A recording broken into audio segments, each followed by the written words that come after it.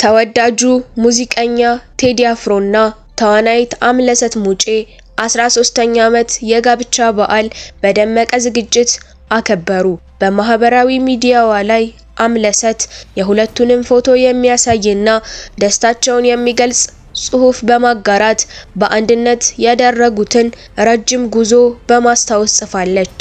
ባለፉት ዓመታት ጥንዶቹ በኢትዮጵያ በመዝናኛና ባህልን በማስተዋወቅ ታዋቂ ሰዎች ሆነው ቆይተዋል።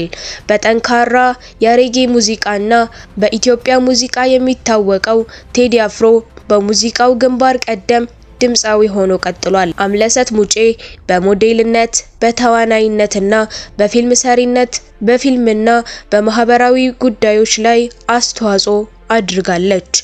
አድናቂዎቹና ደጋፊዎቻቸው የጥንዶቹን ዘላቂ ትዳርና ለኢትዮጵያ ኪነ ጥበብና ባህል ያበረከቱትን አስተዋጽኦ በማክበር የማህበራዊ ገጻቸውን የእንኳን ደስ አላችሁ መልእክት አቅርበዋል። እናንተም በዝንቅ ዩቲዩብ ቻናል ስም ኮሜንት ላይ የገባችሁ ሀሳብ አስተያየታችሁን አስቀምጡልን።